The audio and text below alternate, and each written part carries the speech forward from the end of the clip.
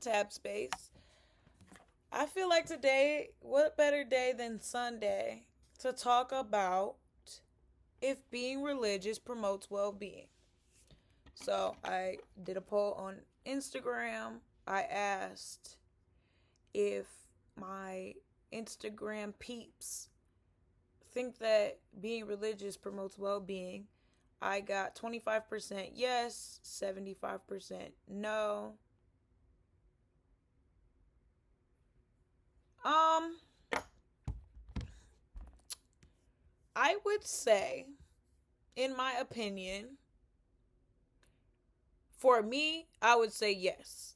I think that basically I'm taking a religious walk myself, a walk of faith, and reacclimating myself to a faith that I was introduced to when I was a child.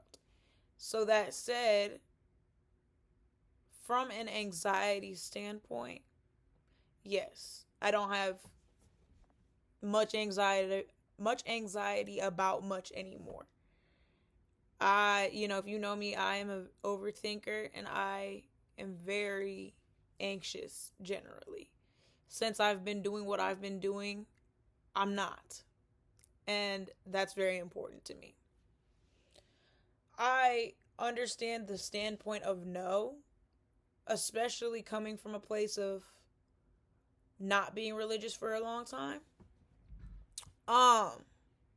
But that said, when I look back on those moments, for me anyways, there are some things that religion probably could have steered me away from that were not good for me. But of course that's only my opinion, and I never give my opinion with the intention to change somebody else's. I just give it so that way, you have more perspective. So, I read an article on Psychology Today about if being religious promotes well-being, and basically it says plenty of studies over the last 2 decades have found that people who have some sort of religious faith tend to have somewhat better psychological well-being than those who aren't religious. So for me, it's like the anxiety standpoint. That's a huge change for me. I also see that being religious, it gives you a community of people with a common goal. And, I don't know if you all realize or not, but a lot of times when people join gangs and they become parts of these groups, it's not from a place of like, oh, I want to do bad stuff and I want it to be glorified and accepted in a group of people. No, it's about wanting a group of people. A lot of people that are in gangs and a part of certain things, they generally either have family that's involved in it or they don't have a family structure that allows them to feel like they're a part of something and as though they're protected. They have community. They have, commonalities with people. If you don't come from a strong family unit, you're not going to get that from that. So you have to get it elsewhere. And that's where you start to join these different things. So being a part of a religion could be looked at as you finding that community elsewhere in a maybe more positive light than some of the activities that go along with being a part of a gang or being a part of whatever, certain groups are, especially groups that are non-inclusive of others. You have to look like this, you have to be like this, you have to you have to go through this to be a part of this. It's like it's a little different with the religion because you don't have to do anything other than believe in what that religion believes in, if that makes sense. But anyway, so these findings have made their way into introductory psychology textbooks where the message is clear: being religious boosts mental health. That is to say, it could very well be the religiosity causes subjective well-being, but it could also be the other way around, namely that subjective well-being causes religiosity. In other words, when you are generally satisfied with life, you tend to feel more religiously inclined. For me, I got more religiously involved when I was at my rock bottom, when I was at my lowest, when I was going through something that made me feel as though I needed a way out. I needed something to hold on to that was maybe not inside of this world, because the support and strength that I needed to come from something that was outside of me, but it wasn't something that this world could necessarily offer. You know, there are therapists, and I am in therapy, but when it comes to being in an abusive situation or being in a situation that you struggle to get out of, it's not so easy to gain the right insight on how to deal with that. A lot of people can't deal with things the way that you would deal with them. They're not built like you. No one's built like you specifically. So, as much as a person could go out of their way to understand where you're coming from and why you feel the way that you do, there's only so much that they can understand and comprehend, and there's only so much advice that they can give you. And at that point, after that, it's up to you now to take that advice and be strong enough to do so. And gaining strength, that was something that I was lacking a way to get the strength that I needed to do what I needed to do to better myself. And I found that in religion.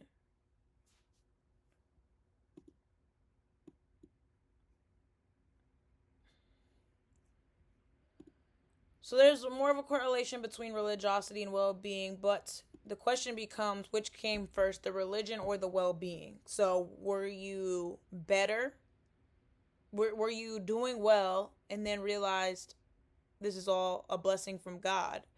Or did you start to become religious and then realize that everything that you have, good, bad, or indifferent, is a blessing from God? So even more likely than either of these two scenarios is the situation in which one or more other factors are correlated with both religiosity and subjective well-being. For example, it's well documented that having a network of social relationships is important to the having a network of social relationships is an important component of psychological health. Community. You need community in order to have a good outlook on life. A lot of people that do really messed up things generally don't have community. They don't have, and if they do have community, they don't have a positive one that's reinforcing, hey, you have to go out into the world and you have to do good and you have to give out good to get good. And sometimes things aren't always so good, but you have all these other things to be thankful for. You need community. That's that piece I was talking about basically in the beginning. So, yeah. So, it's more likely that your well-being is more associated with a component of the religion rather than with the religion itself. So, let's say you were to find a community that was positive for you, that did not have to do with praising God. You may be able to get that same feeling. You might be able to get the same, you know what I mean, vibe from it and do well as well.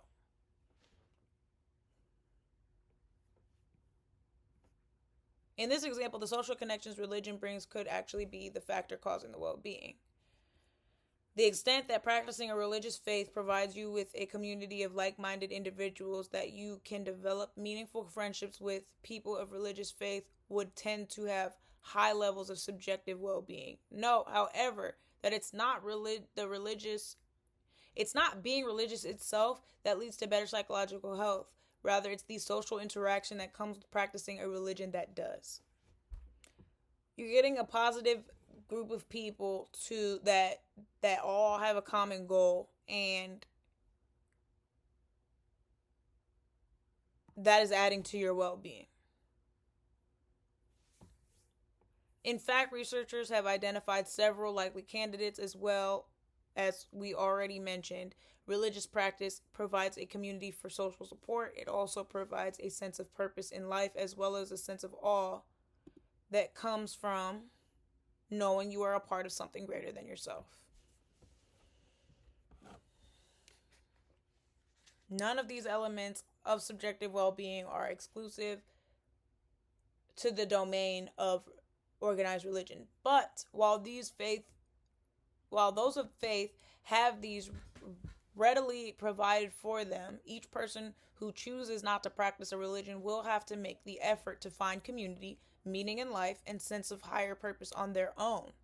I have to wonder if this fact alone helps explain why people of faith tend to report somewhat higher levels of subjective well-being.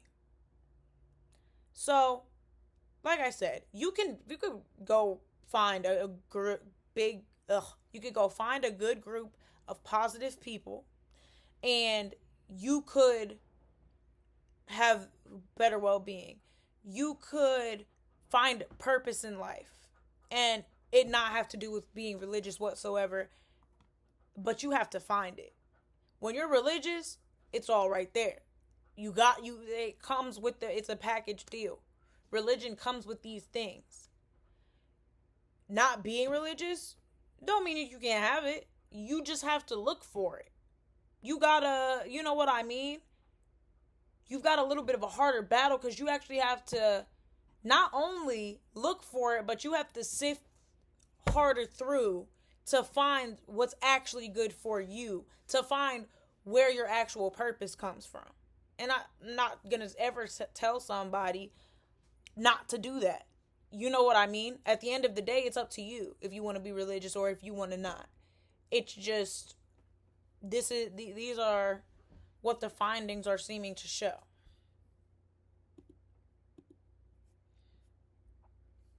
So basically, to sum up the article, I can't talk today, y'all. Religion brings about a certain structure that can be optimum for well-being, but it depends on the person to take value out of that structure and apply it to their life. Understand that whether you're religious or not, your well-being should always be one of your top priorities.